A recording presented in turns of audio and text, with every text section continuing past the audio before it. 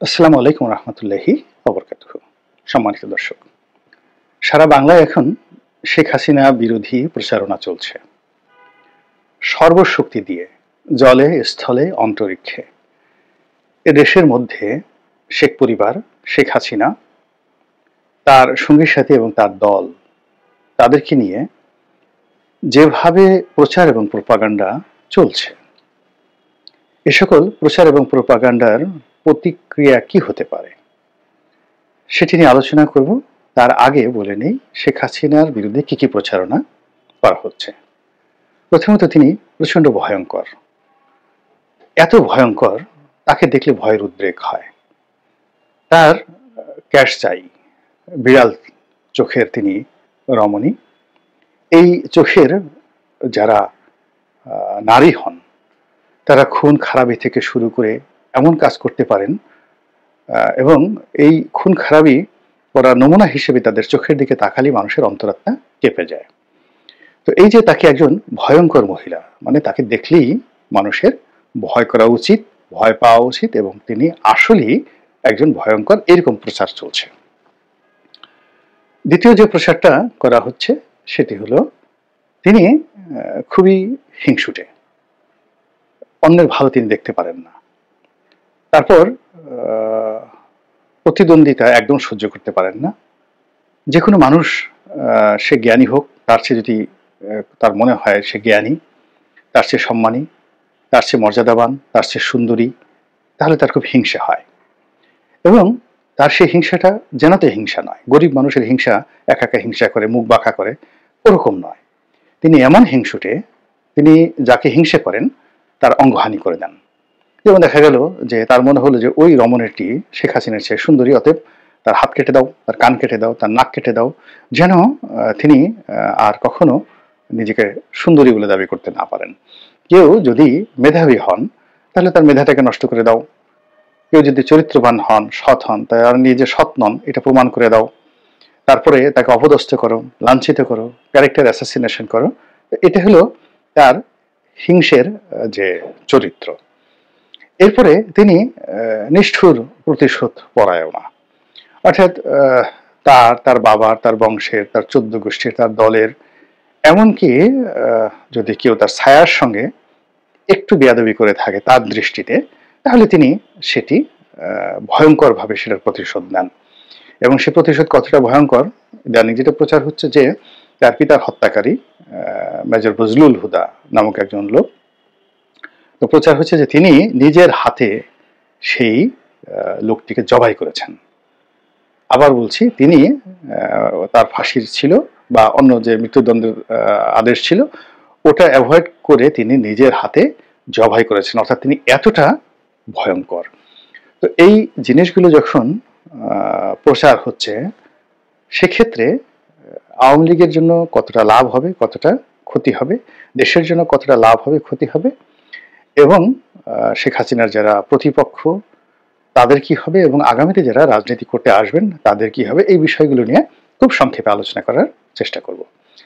প্রথমত হলো যে এই ধরনের প্রচার এবং প্রোপাগান্ডার ফলে, যেহেতু শেখ হাসিনা জীবিত আছেন, প্রোপাগান্ডার ফলে শেখ হাসিনা সম্পর্কে তার প্রতিপক্ষের মনে একটা ভয় তৈরি হবে, একটা আতঙ্ক তৈরি হবে, ভীষণ রকম আতঙ্ক তৈরি হবে। এতে করে প্রকৃতপক্ষে আওয়ামী লীগ এবং শেখ হাসিনার লাভ হবে।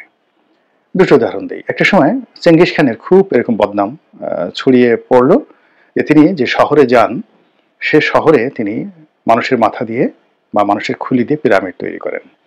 তিনি যে জনপদে যান সব নারীকে ধর্ষণ করেন, সব পুরুষকে মেরে ফেলেন, এবং সব শিশুদেরকে আর নারীদেরকে দাস হিসেবে বন্দী করে নিয়ে যান। তো তার প্রতিপক্ষ বা তার নিজের যারা লোকজন রয়েছে, এটা খুব সুকৌশলে এই ভীতিটা ছড়িয়ে দেওয়া হলো। এর ফলে কি হতো যে তিনি যে শহরে যেতেন বা যে এলাকাতে যেতেন যুদ্ধ করার জন্য, প্রায় বেশিরভাগ ক্ষেত্রেই কোনো রকম যুদ্ধ ছাড়াই কেবল ভয় দেখিয়ে তিনি জয়লাভ করতেন।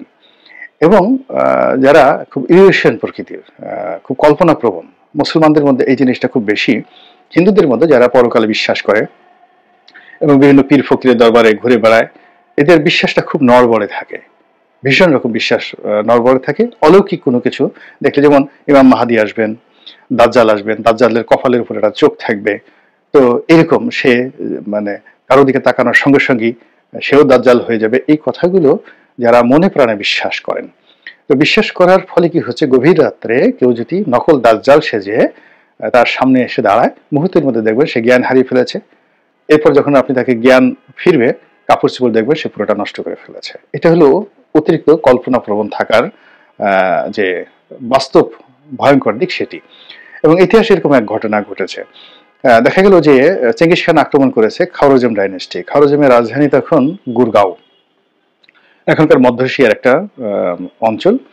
এবং গুরগাঁও ছিল এখনকার ওয়াশিংটন ডিসি, সাংহাই বা টোকিওর মতো যে মেগা সিটি, তাদের চেয়েও ওয়েল প্রোটেক্টেড সব দিক থেকে। ওই জমানাতে 3 স্তরের যাকে বলা হয় ওয়াল দিয়ে মানে পৃথিবীর সবচেয়ে সুরক্ষিত যে শহর সেটা হলো কনস্ট্যান্টিনোপল ছিল মধ্যযুগ পর্যন্ত, যেটা মুসলমানরা দখল করলো। তো সেখানে 3 স্তরের ওয়াল ছিল। তো ওইরকম কনস্ট্যান্টিনোপলের আদলে বা তার চেয়েও শক্তিশালী করে মুসলমানরা একটি শহর তারা তৈরি করেছিল, গুরগাঁও। এবং এই খাওয়ারিজম ডাইনেস্টিটা তৎকালীন দুনিয়াতে সবচেয়ে বড় ডাইনেস্টি ছিল, অর্থাৎ অলমোস্ট প্রায় 50 থেকে 60 লাখ বর্গ মাইল এলাকা, তারও বেশি। মধ্য এশিয়া, চীনের বিরাট অংশ, তারপরে মধ্যপ্রাচ্য, ইরান, তাতে কত 1.5 লাখের মতো বা 2 লাখের মতো হবে বর্গমাইল। তো এই এলাকার শাসন যিনি চালাতেন তার রাজধানী। তো সেই রাজধানীতে তার যে যত শক্তিশালী সৈন্য, সেই সৈন্যরা তাদের মধ্যে একটা বিশ্বাস ছিল যে এই শহর যে কোনো সময় ইয়াজুজ মাজুজরা দখল করতে পারে। এবং তারা চেঙ্গিস খান সম্পর্কে শুনেছিল যে চেঙ্গিস খানই মূলত ইয়াজুজ মাজুজদের নেতৃত্ব দিচ্ছেন দূর থেকে। তো সেই চেঙ্গিস খান যখন তাদের সেই দরবারে মানে তাদের শহরের উপকণ্ঠে এলো যুদ্ধ করার জন্য, সৈন্যরা অত কিছু চিন্তা ভাবনা না করে তাদের অস্ত্র ত্যাগ করে পালিয়ে গেল, সব পালিয়ে গেল।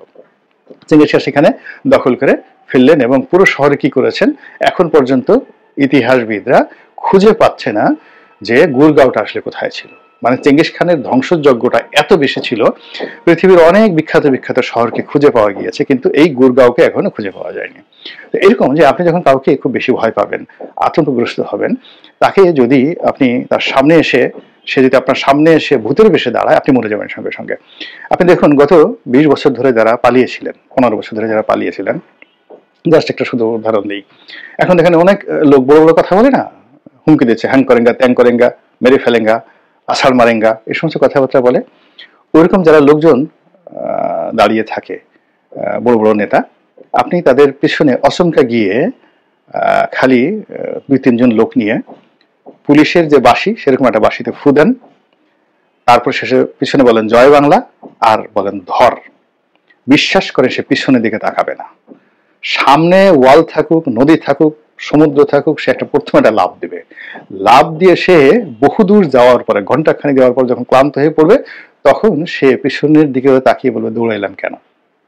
এটা হলো মানুষের একটা সাইকোলজি, মানে আপনি যাকে ভয় পান। তো এই যে শেখ হাসিনাকে যে ভয়ঙ্কর রূপে প্রচার করা হচ্ছে, এটা শেখ হাসিনার প্রতিপক্ষের জন্য মূলত একটা সাইকোলজিক্যাল একটা মানে রোগে পরিণত হয়েছে। ফলে কখনো কোনো কারণে যদি আওয়ামী লীগের মতো দলের বা শেখ হাসিনার যদি কোনো কারণে প্রত্যাবর্তন ঘটে, আপনি দেখুন 1 মিনিট লাগবে না, 30 সেকেন্ডের মধ্যে পুরো মাঠ ফাঁকা হয়ে গেছে। ফলে এখন যারা অতিরিক্ত প্রচার করছেন তারা আলটিমেটলি নিজেদের ক্ষতি করছেন।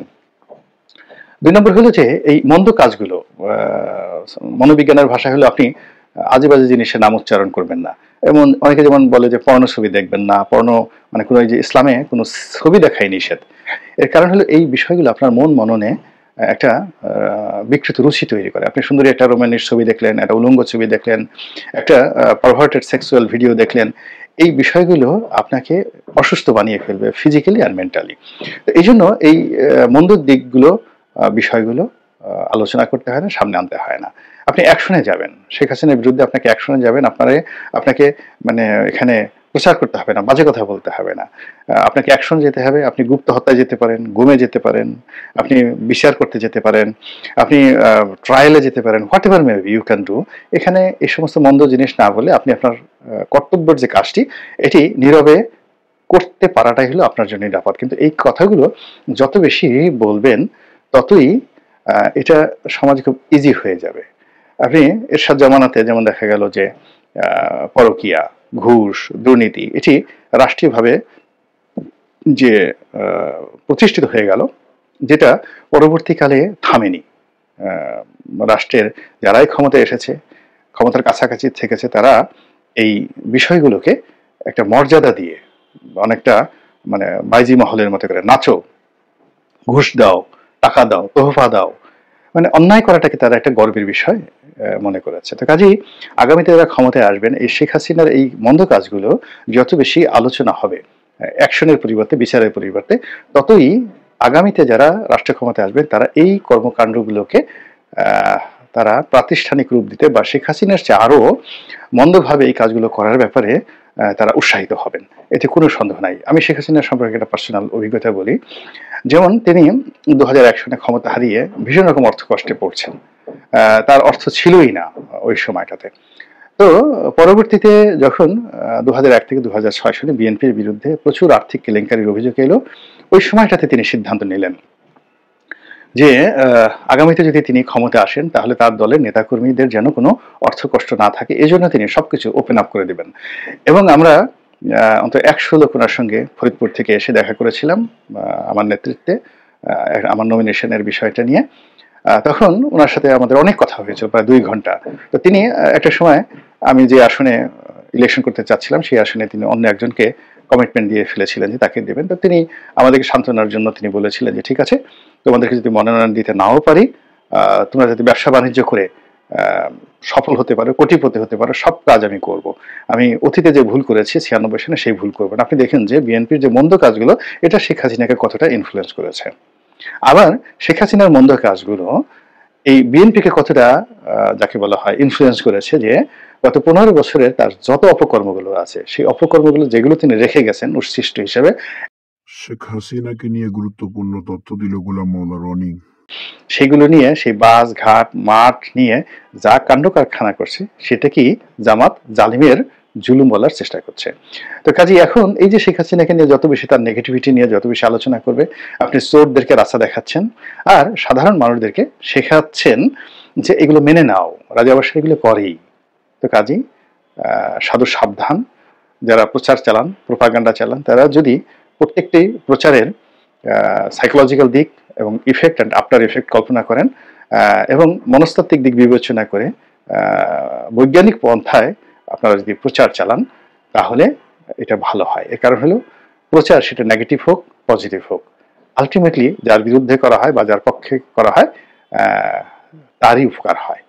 ধরুন আমাকে একজন একটা গালি দিল বা আমাকে একজন একটা বাজে কথা বললো, আমাকে নিয়ে তো প্রচুর সেই বিতর্ক, সেই 2011 সনে আমার ভাইয়া বাহিনী আছে, ক্যাডার বাহিনী আছে, ইত্যাদি ইত্যাদি। তো এই জিনিসগুলো মানুষ আসলে আগ্রহ নিয়ে আমার কাছে আসে। আসার পর যখন দেখে যে না এই লোকটি এইরকম, তখন আলটিমেটলি আমার আরো সম্মান বেড়ে যায়, মর্যাদা বেড়ে যায়, গ্রহণযোগ্যতা বেড়ে যায়। আবার আমার ক্ষেত্রে যদি উল্টো হতো, যেমন সত্যিকার অর্থে আমার একটা ভাইয়া বাহিনী আছে বা আমি আসলে একটা খারাপ মানুষ, মানুষ আমাকে দেখতে আসলো, এসে আমাকে ভয় পেল এবং দেখা গেল যে আমি ফোন করার আগেই সেই সবকিছু ছেড়ে দিচ্ছে। ফলে এখানে নেতিবাচক ইতিবাচক প্রচারণা দুটেরই আলটিমেটলি একটা রেজাল্ট আছে। তো শেখ হাসিনাকে আপনারা যারা প্রচার করছেন তার বিরুদ্ধে কতটুকু উপকার করতে চান বা কতটুকু ক্ষতি করতে চান এবং আগামীর বাংলাদেশকে কতটা আপনি ফলপ্রসূ ভালো দেখতেছেন, এটা একান্তই আপনাদের ব্যক্তিগত বিষয়। মহান আল্লাহ আমাদের সবাইকে হেদায়েত দান করুন এবং হেফাজত করুন। আসসালামু আলাইকুম ওয়া রাহমাতুল্লাহি ওয়া বারাকাতুহু।